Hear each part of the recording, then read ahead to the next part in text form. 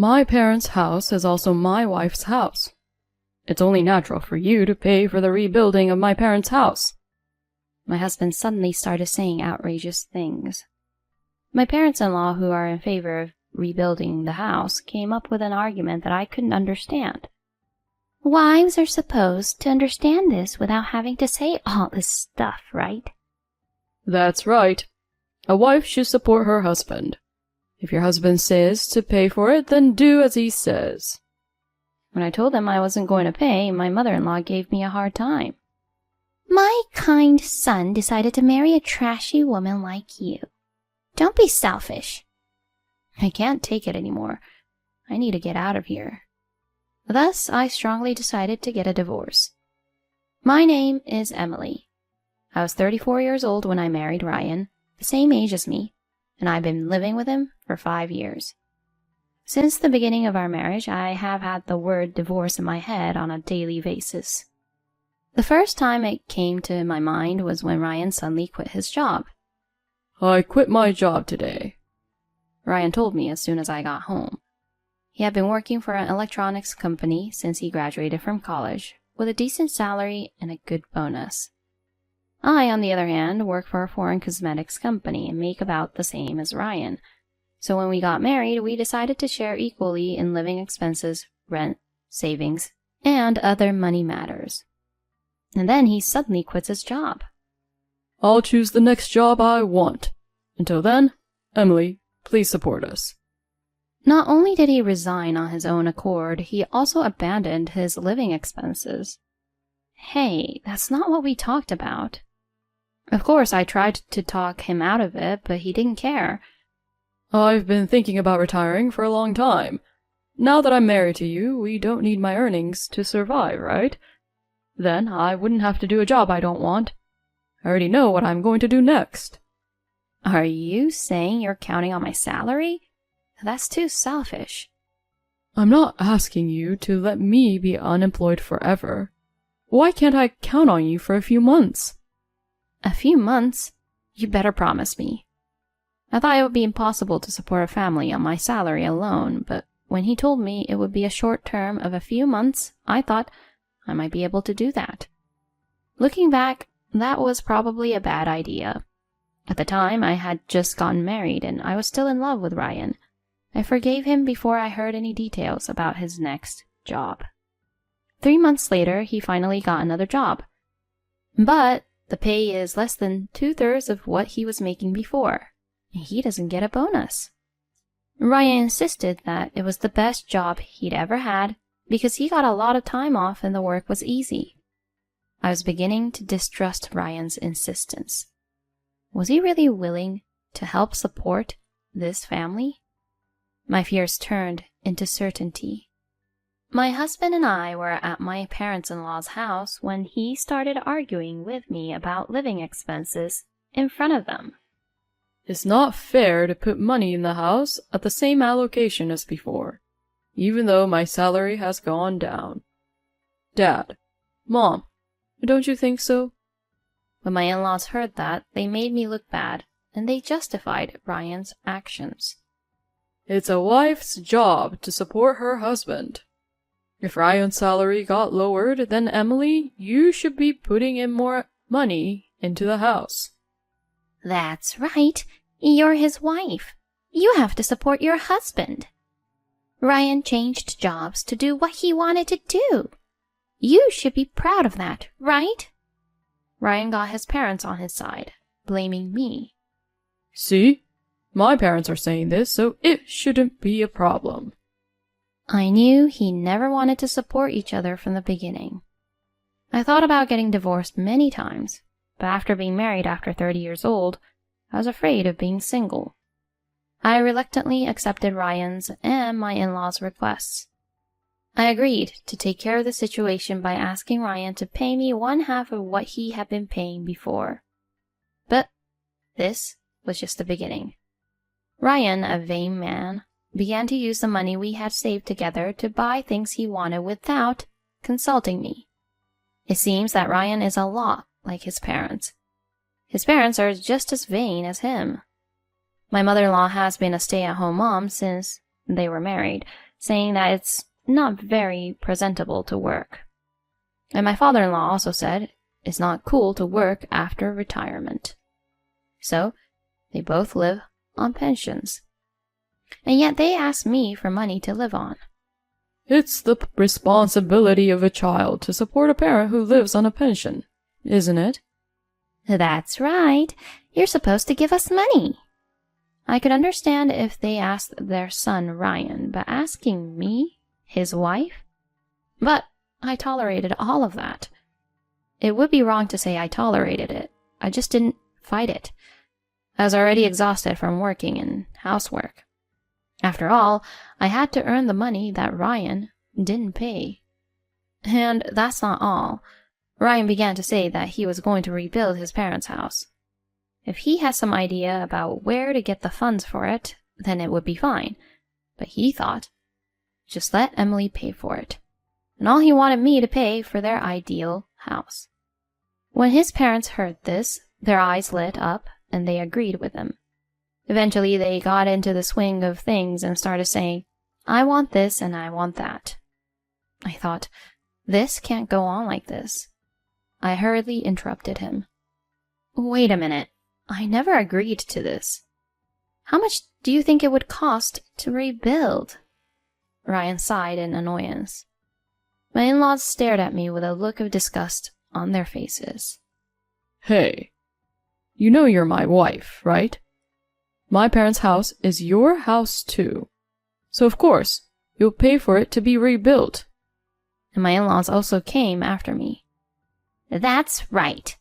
You should know this. You're so inconsiderate. Why can't you just say yes? I told you that a wife should support her husband. Your husband says he wants to rebuild the house? Why don't you obey him? Talking to these people is not going to get us anywhere. I've learned that well in this marriage. But this time it's nothing compared to the scale of what we've done before. We are rebuilding a house after all. There's no way I'll agree to it. Anyway, I won't pay for it. With that, I left the place with my back to them. For the next few days, Ryan and my in-laws blamed me. Each time my resolve to get divorced grew stronger, I was reminded that I was already over 40 years old. It took a lot of courage to be single at my age. Besides, I didn't want to displease my parents, who were more than happy to see me get married. I wondered if there was any way I could get them to stop the rebuilding. That's when I thought of something. As usual, I received a phone call from my mother-in-law. Emily, please cut it out. How long are you going to keep troubling Ryan? You're terrible. You're a piece of trash who couldn't even get married for the rest of your life if Ryan hadn't gotten married to you. Ryan took you in because he's a sweet boy. You have no right to be selfish. My mother-in-law's angry, high-pitched voice echoed over the phone. The word selfish particularly offended me. Which one of us is selfish? Who do you think is supporting Ryan, who has been doing whatever he wants? I made a strong decision in my heart. That's it. I'm divorcing him. He's going to get what he deserves for doing whatever he wants. I unilaterally cut off my mother-in-laws and went to my lawyer's office, which I had never had the courage to do before. A few weeks later, I was summoned to my in-laws' house. The reason, of course, was to convince them to give me the money to rebuild the house. My mother-in-law was bragging to the neighbors about the rebuilding project, and she wanted to move the conversation along quickly. So, she came over to me. It's the responsibility of the wife to pay for the rebuilding, you know. You're the one who has to put yourself on the line for her parents and his parents, aren't you? Apparently, they had been to a showroom and had already gotten a quote from a contractor. When I looked at the estimate, I saw that the option fees were outrageous. The total was more than double what I had imagined. Ryan was smiling like a man who is not interested in anything else and said, You better take out a loan. Okay, I will gladly cooperate, I replied without a pause, and the three of them turned their surprised faces to me. What? Did you just say you'll cooperate? Seriously? Ryan, incredulous, asks for confirmation with a straight face. Yes, I did, because you asked me to. Ryan's face breaks into a smile at that reply. Emily, I knew you would come around. That's my wife. I didn't know what was going to happen when you said you wouldn't pay, but I knew you'd understand. My in-laws are smiling and nodding their heads. Yeah, that's what being a wife is all about. I see you've learned to appreciate your husband's greatness too, Emily. From the day I said I would help out, I was in charge of all the financial aspects of the rebuilding. Meanwhile, Ryan and the in-laws had several meetings with the house builder, but I wasn't invited to any of them. I guess they thought they could handle the money. As time went by, they told me, "We're going to sign a contract with the house builder, so you'll have to be there." When it comes to contracting, the house builder has to get their financial affairs in order. They told me to bring documents related to the mortgage, but I didn't apply for a loan. Instead, I packed dozens of divorce papers in my bag and headed for my in-laws' house. My mother-in-law, feeling a little giddy, said, "The deal is in the afternoon, so let's have lunch and then go." Ryan was very excited to hear that. Hey, I was wondering if we can still add options. I'd like an electric garage. Ryan's father leans in as well. I'm sure you can get one. A motorized garage sounds so convenient. They have no idea the despair they're about to experience. I'll finally be free from the hell I've been living in for the past 5 years. I couldn't suppress a smile as I looked at their happy faces. Let's have it then. Before we get started, I have to tell you something, I said, pulling out a divorce decree from my bag. Huh? What kind of joke is this? Is this some kind of sideshow? Ryan snickered when he saw the divorce decree. Emily, you have no taste. If you're going to make a joke like that, why don't you just make a witty one about how you took out a bigger mortgage or something? He snatched the divorce decree from my hand, crumpled it up into a ball, and tossed it in the trash. I immediately pull out a second set of divorce papers and shove it in front of Ryan's eyes. This is not a joke. This is not a sideshow. I'm divorcing you. Of course, I'm not your wife, and I don't have to pay for someone else's house to be rebuilt, do I? Ryan snatched the divorce decree from me and tore it into shreds. Don't be ridiculous. I'm not getting a divorce. Who's going to pay for it if you don't? I smiled wickedly at him. I have dozens of divorce agreements ready for you to tear up. I won't give up until you sign it. They could tell how serious we were when they saw how thick the stack of paper was. My in-laws' faces turned pale and Ryan broke out in a cold sweat. I'm going to rip up all that. Ryan's blustering like that didn't hurt me at all. Fine, then I'll take you to court.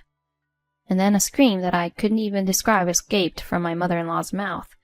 Once the case goes to court, the whole neighborhood will know about it.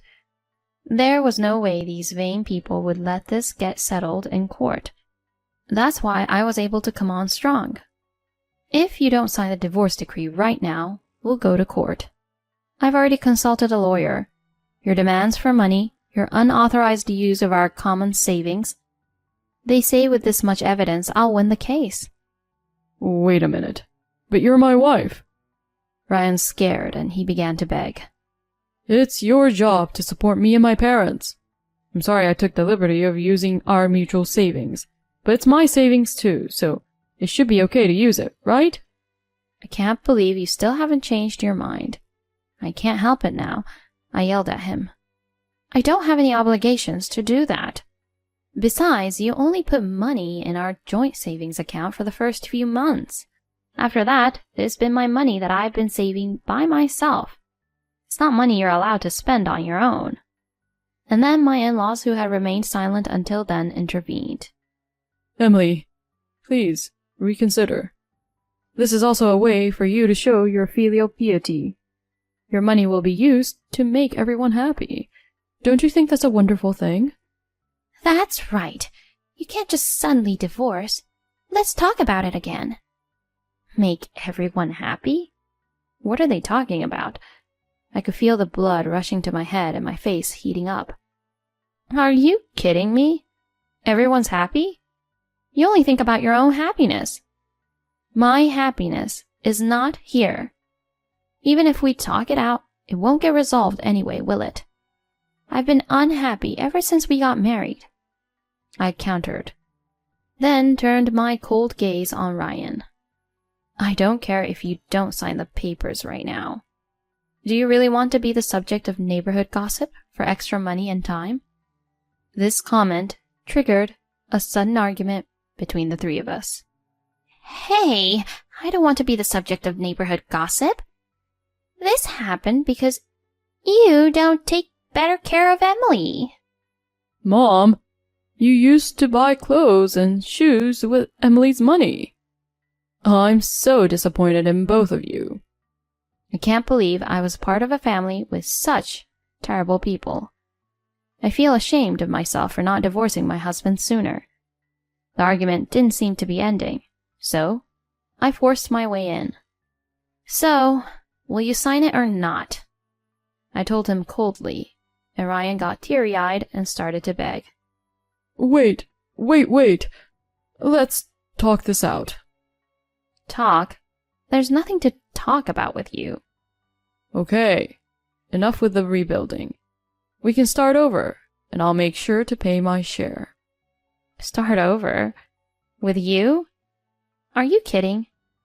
I've been thinking that our marriage was a failure ever since our honeymoon. Oh no. Emily, please, reconsider, okay? Shut up. You're just a miser who takes his wife's money. You can go to hell along with your vain parents. Anyway, sign the papers quickly. You're no good. No divorce.